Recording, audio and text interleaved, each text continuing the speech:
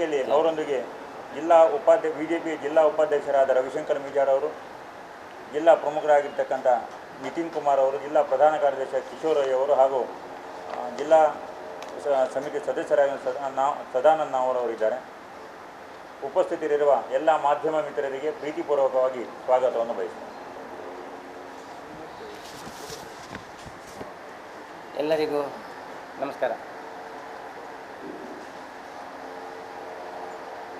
ರಾಜ್ಯದಲ್ಲಿ 6 ವಿಧಾನ ಪರಿಷತ್ತಿನ ಚುನಾವಣೆ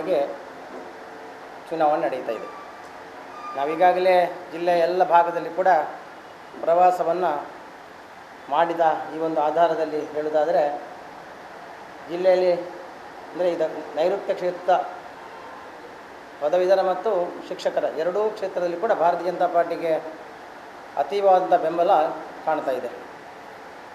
ಅದರಿಂದಾಗಿ ನಮಗೆ ವಿಶ್ವಾಸ ಇದೆ, ಈ ಬಾರಿ ಭಾರತೀಯ ಜನತಾ ಪಾರ್ಟಿ ಪ್ರಥಮ ಸುತ್ತಿನ ಒಂದು ಎಣಿಕೆಯಲ್ಲಿ ಗೆದ್ದು ಬರುತ್ತದೆ ಎಂಬಂಥ ವಿಶ್ವಾಸ ನಮಗೆ ಬರ್ತಾ ಇದೆ.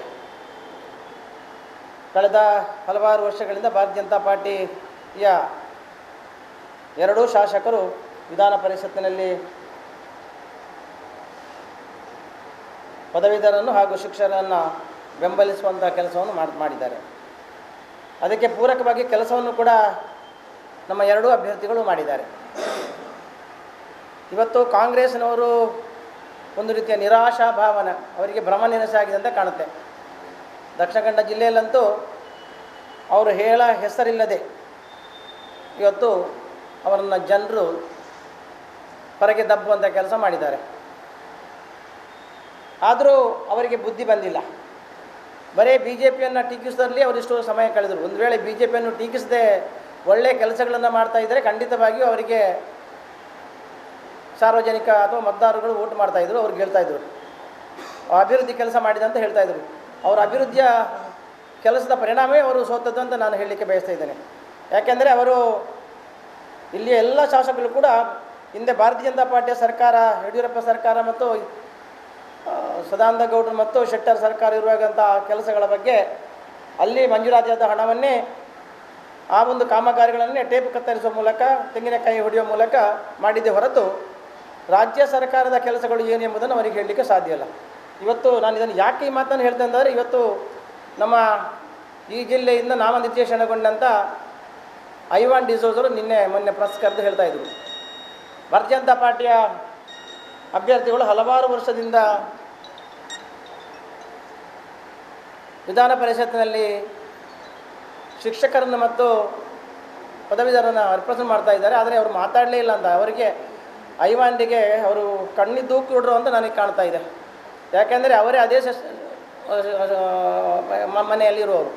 ಕಾರ್ಮಿಕರು ಆಗಲಿ, ಈಗ ಶಂಕರಮೂರ್ತಿಯವರು ಪರಿಷತ್ತಿನ ಅಧ್ಯಕ್ಷರು, ಕಾರ್ಮಿಕರು ವಿಪಕ್ಷ ನಾಯಕರು, ಸಚೇತಕರಾಗಿದ್ದು ಒಳ್ಳೆಯ ಕೆಲಸಗಳನ್ನು ಮಾಡಿದ್ದಾರೆ. ಅದಕ್ಕೆ ಪೂರಕವಾದ ಬೆಂಬಲವನ್ನು ಕೊಟ್ಟವರು ಶಂಕರಮೂರ್ತಿಯವರು. ಅವರು ಏನೂ ಕೆಲಸ ಮಾಡಿಲ್ಲ ಅಂತ ಹೇಳ್ತಾಯಿದ್ದಾರೆ. ನಾನು ನಿಮಗೆ ಮಾಹಿತಿಯನ್ನು ಕೊಡಲಿಕ್ಕೆ ಬಯಸ್ತಾ ಇದ್ದೇನೆ.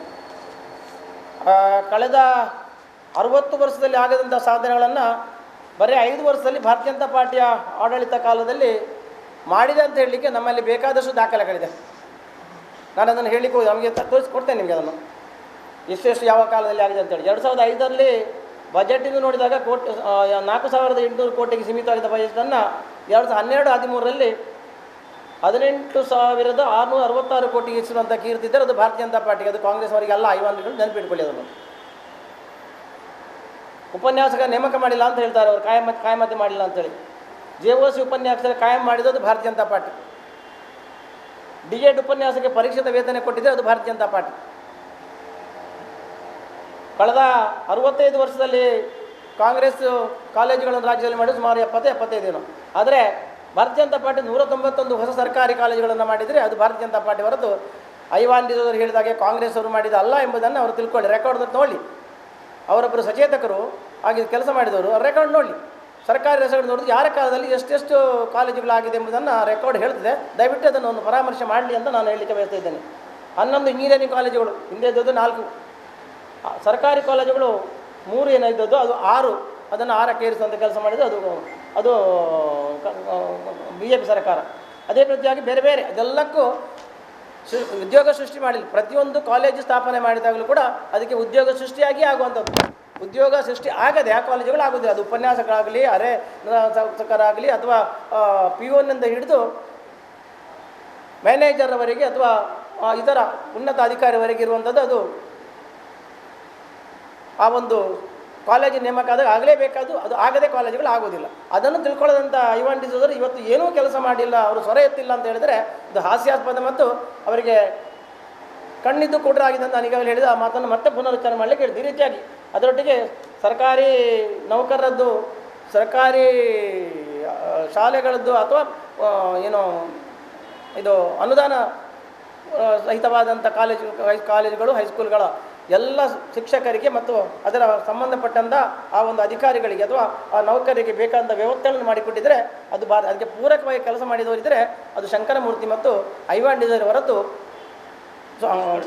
ಐವಾನ್ ಡಿಸೋಜರ್ ಅಲ್ಲ.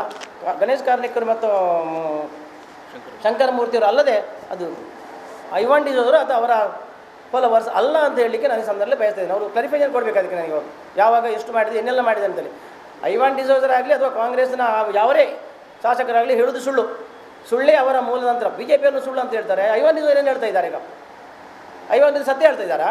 ಅವರು ಅವರ ಮನಸ್ಸಿಗೆ ಪರಿವರ್ತನೆ ಮಾಡುವಂಥ ಕೆಲಸವನ್ನು ಮಾಡಲಿ ಅವರು. ಹೊರತು ಭಾರತೀಯ ಜನತಾ ಪಾರ್ಟಿ ಎಲ್ಲವನ್ನೂ ದೂರಿಕೊಳ್ಳುವಂಥದ್ದು, ಮೋದಿಯನ್ನು ದೂರದು ಇಲ್ಲಿ ಕೂತ್ಕೊಂಡು ಈ ರೀತಿಯ ನರೇಂದ್ರ ಮೋದಿ ಇವತ್ತು ಜಗತ್ತಿನ ಒಬ್ಬ ಶ್ರೇಷ್ಠ ವ್ಯಕ್ತಿ ಎಂಬುದಾಗಿ ಜಗತ್ತು ಹೇಳ್ತಾ ಇದೆ. ಇಲ್ಲಿ ಕಾಂಗ್ರೆಸ್ನವರಿಗೆ ಮಾತ್ರ ಅವರು ಭಾಳ ಸಣ್ಣ ವ್ಯಕ್ತಿಯಾಗಿ ಕಾಣುವಂಥದ್ದು ಹಾಸ್ಯಾಸ್ಪದ. ಅವರ ನರಸಿಂಹರಾಯರಾಗಿಯೋ ಅಥವಾ ನಮ್ಮ ಮನಮೋಹನ್ ಸಿಂಗ್ ಆಗಿ ಇರಬೇಕಂತ ಕಾಣ್ತಾ ಇದೆ. ಆ ರೀತಿ ಇದ್ದರೆ ಒಳ್ಳೆಯದಂತ ಕಾಣ್ತಾ ಇದೆ. ಅವರಿಗೆ ಏನು ಮಾತಾಡಬಾರ್ದು, ಮಾತಾಡೋದು ಕೂತ್ಕೊಂಡು ಅವ್ರು ಒಳ್ಳೆಯವರಂತ ಕಂಡಿದ್ದಾರೆ. ಇವರಿಗೆ ಬೇಕಾದ ರೀತಿಯಲ್ಲಿ ಮಾಡಬಹುದು. ಆ ರೀತಿಯ ವ್ಯವಸ್ಥೆಗಳನ್ನು ಮಾಡಿದವರು ಮಾತ್ರ ಒಳ್ಳೆಯವರಂತ ಕಾಣುವಂಥದ್ದು ಇಲ್ಲಿ ಆಶ್ಚರ್ಯಕರ, ಅದು ಭಾಳ ಖೇದಕರ ಕೂಡ ಆಗಿದೆ. ಐವಾನ್ರ ಈ ರೀತಿಯ ಅಥವಾ ಈ ಕಾಂಗ್ರೆಸ್ ಶಾಸಕರ ಈ ರೀತಿಯ ಹೇಳಿಕೆಯನ್ನು ನಾನು ತೀವ್ರವಾಗಿ ಖಂಡಿಸ್ತಾ ಇದ್ದೇನೆ. ಈ ರೀತಿಯ ಹೇಳಿಕೆಯನ್ನು ಮಾಡೋದಕ್ಕೆ ಮೊದಲು ಪರಾಮರ್ಶೆ ಮಾಡಬೇಕು. ತಪ್ಪು ಅಂತ ಹೇಳಿ ನಾವು ಒಪ್ಪಿಕೊಳ್ತೇವೆ. ಸತ್ಯವನ್ನು ಸತ್ಯ ಹೇಳುವಂಥ ಕೆಲಸವನ್ನು ಕಾಂಗ್ರೆಸ್ ಅವರು ಮಾಡಲಿ. ಬದಲಿಗೆ ಎಲ್ಲವನ್ನೂ ಸುಳ್ಳು ಹೇಳುವ ಮೂಲಕ ಜನರನ್ನು ದಾರಿ ತಪ್ಪಿಸುವಂಥ ಕೆಲಸ, ಹತಾಶೆ ಭಾವನೆಯಿಂದ ಇವತ್ತು ಕಾಂಗ್ರೆಸ್ನವರು ಸಂಪೂರ್ಣ ಹತಾಶರಾಗಿದ್ದಾರೆ. ಅವ್ರು ಹೇಳ್ತಾ ಇದ್ರು ನಾನೇ ಮುಖ್ಯಮಂತ್ರಿ ಹೇಳುವಂಥ ಸಿದ್ದರಾಮಯ್ಯರು ಇವತ್ತು ಅವರ ಒಂದು ಸ್ಥಾನವನ್ನು ಚಾಮುಂಡೇಶ್ವರಿಯಲ್ಲಿ ಸೋತು ಅವರು ಅದನ್ನು ದಳಕ್ಕೆ ಬಿಟ್ಟುಕೊಡುವಂಥ ಕೆಲಸವರಿಗೆ ಆದಂತಾದರೆ ಅವರೇ ಮುಖ್ಯಮಂತ್ರಿ ಆಗಿ ಹೇಳೋದು ಎಷ್ಟು ಸುಳ್ಳು ಅಂತ ಅದರಲ್ಲೇ ಗೊತ್ತಾಗುತ್ತೆ. ಆ ರೀತಿಯ ವ್ಯವಸ್ಥೆಗಳನ್ನು ಇವತ್ತು ಕಾಂಗ್ರೆಸ್ನವರು ಮಾಡ್ತಾ ಇದ್ದಾರೆ. ಇದು ತಪ್ಪು. ಇದನ್ನು ಸಾರ್ವಜನಿಕರು ಅರಿತುಕೊಂಡು ಕೆಲಸ ಮಾಡಬೇಕಾದೊಂದು ಭಾಳ ಪ್ರಾಮುಖ್ಯ ಅಂತ ಹೇಳಿಕೊಳ್ತಾ, ಅದರೊಟ್ಟಿಗೆ ಒಬ್ಬರು ಭೋಜೇಗೌಡರಂತ ದಳದ ಕ್ಯಾಂಡಿಡೇಟ್ ಒಬ್ಬರು ಇದ್ದಾರೆ. ಅವರು 2015ರಲ್ಲಿ ಅವರ ಮೇಲೆ ಕ್ರಮ ಆಗಿದೆ. ಅವರು ಬಾರ್ ಅಸೋಸಿಯೇಷನ್ ಅಖಿಲ ಭಾರತ ಅಂದರೆ ಬಾರ್ ಅಸೋಸಿಯೇಷನ್ ಆಫ್ ಇಂಡಿಯಾ ಅದರದ್ದು ಉಪಾಧ್ಯಕ್ಷರಾಗಿದ್ದರು ರಾಜ್ಯದಿಂದ ಚುನಾಯಿತರಾಗಿ.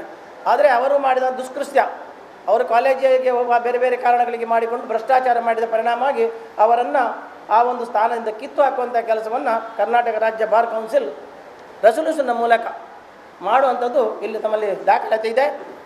ಆದರೂ ಅವರು ಇವತ್ತು ಪುನಃ ಓಟಿಗೆ ನಿಂತು ನಾನೇ ಶ್ರೇಷ್ಠ ಎಂಬಂಥ ರೀತಿಯಲ್ಲಿ ಬಿಂಬಿಸಿಕೊಳ್ಳುವಂಥದ್ದು ನಾಚಿಕೆಡಿನ ಕೆಲಸ. ಅವರನ್ನು ಬಾರ್ ಕೌನ್ಸಿಲಿಂದ ಡಿಬಾರ್ ಆದವರನ್ನು ಅಥವಾ ತೆಗೆದು ಹಾಕಿದವರು ಮತ್ತೊಮ್ಮೆ ಈ ರೀತಿಯ ಒಂದು ಸ್ಥಾನಕ್ಕೆ ಸ್ಪರ್ಧೆ ಮಾಡಲಿಕ್ಕೆ ಅರ್ಹರಲ್ಲ ಅವರು. ಆದರೂ ಕೂಡ ಆಗಿದೆ. ಭಾರತೀಯ ಜನತಾ ಪಾರ್ಟಿ ಅವರು ಕೂಡ ಅದು ಅವರಿಗೆ ಹಾಗೆ ಮಾಡಲಿಲ್ಲ ಹೀಗೆ ಮಾಡುವಂಥ ನೈತಿಕ ಹಕ್ಕು ಅವರಿಗಿಲ್ಲ. ಈಗ ಲಾಸ್ಟ್ ಇಸ್ ಏನು ಆ ನೈತಿಕ ಮೊರಾಲಿಟಿ, ಕ್ರೆಡಿಬಿಲಿಟಿ ಆ್ಯಂಡ್ ಮೊರಾಲಿಟಿ, ಆ ನೈತಿಕತೆಯನ್ನು ಕಳ್ಕೊಂಡಿದ್ದಾರೆ ಅವರು. ಅಂಥವರು ಇವತ್ತು ಹೇಳುವಂಥದ್ದು ಭಾರತೀಯ ಜನತಾ ಪಾರ್ಟಿ ಹೇಳುವ ಬಗ್ಗೆ ಜಾಗೃತವಾಗಿ ಅವರು ಹೇಳೋದು ಉತ್ತಮ ಅಂತ ಹೇಳಲಿಕ್ಕೆ ನಾನು ಬಯಸ್ತಾ ಇದ್ದೇನೆ. ಅದರೊಟ್ಟಿಗೆ ಅವರು ಭ್ರಷ್ಟಾಚಾರದ ಬಗ್ಗೆ ಮಾತಾಡ್ತಾರೆ ಕಾಂಗ್ರೆಸ್ನ ದಳದವರು. ಇವತ್ತು ಈ ಟೀಚರ್ಸ್ ಮತ್ತು ಗ್ರಾಜ್ಯುಯೇಟ್ ಕಾನ್ಸ್ಟಿಟ್ಯೂಷನಲ್ಲಿ ಭಾರತೀಯ ಜನತಾ ಪಾರ್ಟಿ ಅಭ್ಯರ್ಥಿಗಳು ಎಲ್ಲಿಯೂ ಕೂಡ ನಿಮಗೆ ಫ್ರಿಡ್ಜ್ ಬೇಕಾ, TV ಬೇಕಂತ ಕೇಳುವಂಥ ಕೆಲಸ ಮಾಡಿಲ್ಲ, ಕುಕ್ಕರ್ ಬೇಕಂತ ಕೆಲಸ ಮಾಡಿಲ್ಲ. ಆದರೆ ಇವತ್ತು ಕಾಂಗ್ರೆಸ್ನ ಅಭ್ಯರ್ಥಿಗಳು ಮತ್ತು ಜನತಾದಳದ ಅಭ್ಯರ್ಥಿಗಳು ಕುಕ್ಕರ್ ಬೇಕಾ, TV ಬೇಕಾ ಅಥವಾ ಏನು ಬ್ಯಾಗ್ ಬೇಕಾ, ಏನು ಬೇಕು ನಿಮಗೆ ಹೇಳಿ ಅಂತ ಹೇಳುವಂಥದ್ದು ಹೀನಾಯ ಭ್ರಷ್ಟಾಚಾರಕ್ಕೆ ಮೂಲ ವ್ಯವಸ್ಥೆಗಳನ್ನು ಮಾಡುವಂಥ ಕೆಲಸವನ್ನು ಕಾಂಗ್ರೆಸ್ ಅವರು ಮಾಡ್ತಾರೆ.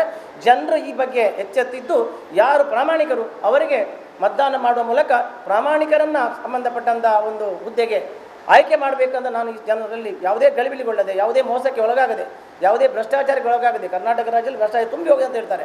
ಅದಕ್ಕೆ ನಮ್ಮ ಸಾರ್ವಜನಿಕ ಬಂಧುಗಳು, ಮತದಾರ ಬಂಧುಗಳು ಅದಕ್ಕೆ ಬಳಿ ಬೀಳಬಾರದು ಎಂಬುದಾಗಿ ಈ ಸಂದರ್ಭದಲ್ಲಿ ನಾನು ಅವರಲ್ಲಿ ಪ್ರಾರ್ಥನೆ ಮಾಡ್ತಾ ಇದ್ದೇನೆ. ಭಾರತೀಯ ಜನತಾ ಪಾರ್ಟಿಯ ಇಬ್ಬರು ಅಭ್ಯರ್ಥಿಗಳಿಗೆ ತಮ್ಮ ಪ್ರಥಮ ಪ್ರಾಶಸ್ತ್ಯದ ಮತವನ್ನು ಅವರು ಕೊಟ್ಟು ಅವರನ್ನು ಗೆಲ್ಲಿಸುವಂಥ ಕೆಲಸ ಮಾಡಬೇಕಂತ ಕೇಳ್ತಾ ಇದ್ದೇನೆ. ಒಂದು ವೇಳೆ ಪ್ರಥಮ ಪ್ರಾಶಸ್ತ್ಯ ಕೊಡದೆ ಎರಡನೇ ಪ್ರಾಶಸ್ತ್ಯ ಕೊಡ್ತಾ ಹೋದರೆ ಆ ಮತವೇ ಅದು ಡಿಸ್ಕ್ವಾಲಿಫೈ ಆಗುತ್ತೆ, ಇನ್ವ್ಯಾಲಿಡ್ ಆಗುತ್ತೆ. ಅದರ ಬಗ್ಗೆ ಕೂಡ ಜಾಗೃತ ಆಗಬೇಕು. ಮತದಾರರು ನಮ್ಮ ಅಭ್ಯರ್ಥಿಗಳ ಕ್ಯಾಪ್ಟನ್ ಗಣೇಶ್ ಹೆಸರು ಮತದಾರ ಪಟ್ಟಿಯಲ್ಲಿ ಬ್ಯಾಲೆಟ್ ಪೇಪರಲ್ಲಿ 1ನೇ ಸ್ಥಾನದಲ್ಲಿದ್ದರೆ ಅಯ್ಯನವರು ಮಂಜುನಾಥ್ ಅವ್ರದ್ದು 2ನೇ ಸ್ಥಾನದಲ್ಲಿದೆ. ಅದರ ಎದುರುಗಡೆ ಬರೀ ಒಂದು ಗೆರೆ, ಅದನ್ನು ಹಾಕುವ ಮೂಲಕ ಅಲ್ಲಿಯೇ ಕೊಡುವಂಥ ಪೆನ್ನನ್ನು ಕೊಡುವ ಮೂಲಕ ಅವರಿಗೆ ಆ ಮತದಾನ ಮಾಡಿ ಭಾರತೀಯ ಜನತಾ ಪಾರ್ಟಿ ಅಭ್ಯರ್ಥಿಯನ್ನು ಮತ್ತೊಮ್ಮೆ ಗೆಲ್ಲಿಸಿ ನಿಮ್ಮೆಲ್ಲರ ಸೇವೆಗೆ ಅವಕಾಶ ಮಾಡಿ ಕೊಡಬೇಕೆಂಬುದಾಗಿ ನಾನು ಈ ಸಂದರ್ಭದಲ್ಲಿ ಜನರನ್ನು ಪ್ರಾರ್ಥನೆ ಮಾಡ್ತೇನೆ. ಕಾಂಗ್ರೆಸ್ನ ಈ ರೀತಿಯ ಪೊಳ್ಳು ಭರವಸೆಗಳನ್ನು ಧಿಕ್ಕರಿಸಬೇಕೆಂಬುದಾಗಿ ಕೂಡ ನಾನು ಅವರಲ್ಲಿ ಕೇಳಿಕೊಳ್ತಾ ಇದ್ದೇನೆ. ಭಾರತೀಯ ಜನತಾ ಪಾರ್ಟಿ ದಕ್ಷಿಣ ಕನ್ನಡ ಜಿಲ್ಲೆಯಲ್ಲಿ ಇವತ್ತು ಪ್ರತಿಯೊಂದು ಕ್ಷೇತ್ರಕ್ಕೂ ಒಬ್ಬೊಬ್ಬ ಜಿಲ್ಲಾ ಪದಾಧಿಕಾರಿ ನೇಮಕ ಮಾಡಿದೆ. ಮಂಗಳೂರಿಗೆ ಮಂಗಳೂರು ದಕ್ಷಿಣಕ್ಕೆ ನಮ್ಮ ರವಿಶಂಕರ್ ಮಿಜಾರ್ ಜಿಲ್ಲೆಯ ಉಪಾಧ್ಯಕ್ಷರನ್ನ ನೇಮಕ ಮಾಡಿದೆ. ಹಾಗೆಯೇ ಮಂಗಳೂರಿಗೆ ನಿತಿನ್ ಕುಮಾರ್ ಇನ್ನೊಬ್ಬರು ನಮ್ಮ ನೇಮಕ ಮಾಡಿದೆ. ಪುತ್ತೂರಿಗೆ ನಮ್ಮ ಪ್ರೇಮಾನಂದ ಶೆಟ್ಟಿ ಮಹಾನಗರ ಪಾಲಿಕೆ ಸದಸ್ಯರು ಆ ಕ್ಷೇತ್ರದ ಅಧ್ಯಕ್ಷರಾಗಿದ್ದರು, ಅವರನ್ನು ಮಂಗಳೂರಿಗೆ ನೇಮಕ ಮಾಡಲಾಗಿದೆ.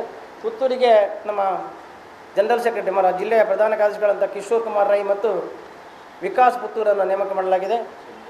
ಸುಳ್ಯಕ್ಕೆ ಬ್ರಿಜೇಶ್ ಚೌಟ ಮತ್ತು ಅಲ್ಲಿ ನಮ್ಮ ರಾಜ್ಯದ ಜಿಲ್ಲೆಯ ಕಾರ್ಯದರ್ಶಿಗಳಾದ PGN ಪ್ರಸಾದ್ ಅವರನ್ನು ನೇಮಕ ಮಾಡಿದೆ. ಬೆಳ್ತಂಗಡಿಗೆ ನಮ್ಮ ವಿಭಾಗ ಸಹ ಪ್ರಭಾರಿಗಳಾದ ಪ್ರತಾಪ್ ಸಿಂಹರನ್ನು ನೇಮಕ ಮಾಡಿದೆ. ಮೂಡಬಿದ್ರಿಗೆ ನಮ್ಮ ಜನರಲ್ ಸೆಕ್ರೆಟರಿ ಆದಂಥ ಸುದರ್ಶನ್ ಮತ್ತು ನಮ್ಮ ಜಿಲ್ಲಾ ಪಂಚಾಯತ್ ಉಪಾಧ್ಯಕ್ಷ ಅಂತ ಕಸ್ತೂರಿ ಪಂಜಾಬ್ ನೇಮಕ ಮಾಡಿದೆ. ಮಂಗಳೂರು ಉತ್ತರಕ್ಕೆ ಸುಧೀರ್ ಶೆಟ್ಟಿ ಮತ್ತು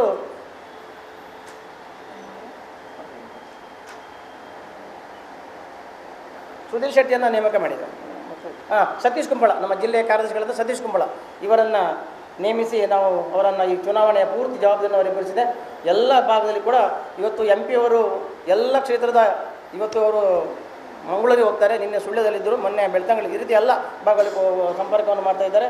ರಾಜ್ಯದ ಪ್ರಧಾನ ಕಾರ್ಯದರ್ಶಿಗಳು ಇಬ್ಬರು ಬಂದಿದ್ದಾರೆ, ಅಲ್ಲಿ ಎಲ್ಲ ಭಾಗಗಳಲ್ಲೂ ಭೇಟಿಯನ್ನು ಕೊಟ್ಟಿದ್ದಾರೆ. ಹಾಗೆಯೇ ಎಲ್ಲ ಕಡೆಯಲ್ಲೂ ಕೂಡ ಕಾರ್ಯಕರ್ತರು ಶಕ್ತಿ ಕೇಂದ್ರ ಮತ್ತು ಬೂತು ಮಟ್ಟದಲ್ಲಿ ಇವತ್ತು ಕೆಲಸವನ್ನು ಮಾಡುವ ಮೂಲಕ ಎಲ್ಲ ಮತದಾರರನ್ನು ನೇರವಾಗಿ ಸಂಪರ್ಕ ಕೆಲಸವನ್ನು ಮಾಡುವ ಮೂಲಕ ಒಂದು ವಿಶೇಷವಾದಂಥ ಪ್ರಯತ್ನವನ್ನು ನಮ್ಮ ಕಾರ್ಯಕರ್ತರು ಮಾಡ್ತಾ ಇದ್ದಾರೆ. ಅವರ ಏನಾದರೂ ಸಮಸ್ಯೆಗಳಿದ್ದರೆ ದಯವಿಟ್ಟು ನಮ್ಮ ಮತದಾರ ಬಂಧುಗಳು ನಮ್ಮ ಕಾರ್ಯಕರ್ತರನ್ನು ಸಂಪರ್ಕ ಮಾಡಿ ಅದನ್ನು ಪರಿಹರಿಸಿಕೊಳ್ಬೇಕೆಂದಾಗ ನಾನು ಈ ಸಂದರ್ಭದಲ್ಲಿ ಕೇಳಿಕೊಳ್ತಾ ಇದ್ದೇನೆ. ಮತ್ತೊಮ್ಮೆ ನಿಮ್ಮ ಮೂಲಕ ಎಲ್ಲ ಮತದಾರರನ್ನು BJPಯ ಅಭ್ಯರ್ಥಿಗಳಿಗೆ ನೀಡಿ ಗೆಲ್ಲಿಸಬೇಕಂತ ನಿಮ್ಮ ಮೂಲಕ ಕೇಳಿಕೊಳ್ತಾ ಇದ್ದೇನೆ.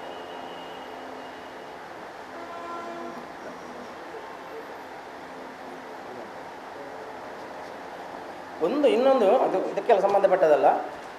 CETದು ಸರ್ಟಿಫಿಕೇಟ್ ವೆರಿಫಿಕೇಷನ್ಗೆ ಬೆಂಗಳೂರಿಗೆ ಬರಲಿಕ್ಕೆ ಹೇಳಿದ್ದಾರೆ ಎಲ್ಲ ಕಡೆಯಿಂದ. ಇವತ್ತು ವೆರಿಫಿಕೇಷನ್ ಅಂತ ಹೇಳಿದ್ದಾರೆ, ಆದರೆ ಆಲ್ ಆಫ್ ಎ ಸಡನ್ ಅದನ್ನು ಪೋಸ್ಟ್ಪೋನ್ ಮಾಡಿಬಿಟ್ಟಿದ್ದಾರೆ. ಪರಿಣಾಮವಾಗಿ ಇವತ್ತು ಹೊರ ರಾಜ್ಯಗಳಿಂದ ಬರುವಂಥ ನಮ್ಮ ರಾಜ್ಯದಿಂದ ಹೋಗುವವರು, ನಮ್ಮ ಜಿಲ್ಲೆಯಿಂದ ಹೋಗುವಂಥವರು ಎಲ್ಲರೂ ಇವತ್ತು ಒಂದು ರೀತಿ ಆಘಾತಕ್ಕೊಳಗಾಗಿದ್ದಾರೆ. ಕೆಲವರು ಹೋಗಿ ಅಲ್ಲಿ ಕೂತ್ಕೊಂಡಿದ್ದಾರೆ. ಅವರು ಸಾವಿರಾರು ರೂಪಾಯಿ ಖರ್ಚು ಮಾಡಿಕೊಂಡು ಅಲ್ಲಿ ಹೋಗಿದೆ. ಉದಾಹರಣೆಗೆ ಕಾಸರಗೋಡಿನವರು ಅದು ಗಡಿನಾಡಿನವರು ಇಲ್ಲಿಯೇ ಬರಬೇಕಾಗ್ತದೆ, ಬೇರೆ ಹೋಗಿ ಅವರು ಬೆಂಗಳೂರಿಗೆ.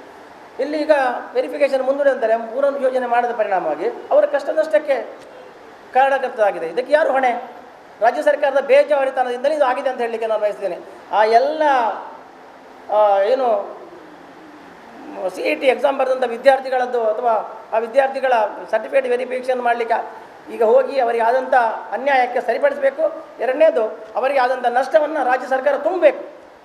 ಅನಗತ್ಯ ಅನ್ಯಾಯ ಮೊನ್ನೆ ತಿಳಿಸ್ಬೋದಿತ್ತು ಅಡ್ವಾನ್ಸ್ ಆಗಿ, ಇಲ್ಲ ಏನೋ ಕಾರಣ ಅಂದರೆ ಪೋಸ್ಟ್ಪೋನ್ ಆಗಿದೆ ಅಂತೇಳಿ. ಇವತ್ತು ಅದನ್ನು ಖುಷಿ ಪ್ರಕಾರ ಪೋಸ್ಟ್ಪೋನ್ ಮಾಡೋ ಮೂಲಕ ಇವತ್ತು ಕಾರಣ ಇಲ್ವಾ ಇದಲ್ವಾ ಮಂತ್ರಿಮಂಡಲ? ಹೌದು, ಅದಕ್ಕೆ ಏನೋ ಗೊತ್ತಿಲ್ಲ. ಇವತ್ತು ಸಂಪುಟ ವಿಸ್ತರಣೆ ಘೋಷಣೆ ಅದ ಸಂದರ್ಭದಲ್ಲಿ ಮಕ್ಕಳಿಗೆ ಉಪದ್ರ ಕೊಟ್ಟರೆ ಇವರು ಏನು ಆಡಳಿತ ಮಾಡ್ತಾ ಇದ್ದಾರೆ? ಇವರು ಮುಂದಿನ ಜನಾಂಗಕ್ಕೆ ಒಳ್ಳೆಯ ಕೆಲಸ ಕೊಡುವವರು, ಅವರಿಗೆ ಉದ್ಯೋಗ ಸೃಷ್ಟಿ ಮಾಡೋರು, ಇದು ಇವರು ಮಾಡೋ ಕೆಲಸಗಳು.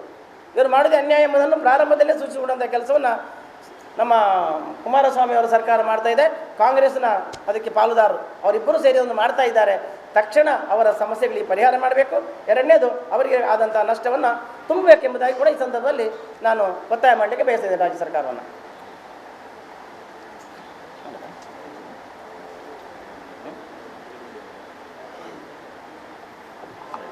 ಪ್ರಶ್ನೆ ಇಲ್ಲ. ಧನ್ಯವಾದಗಳು. ಧನ್ಯವಾದಗಳು.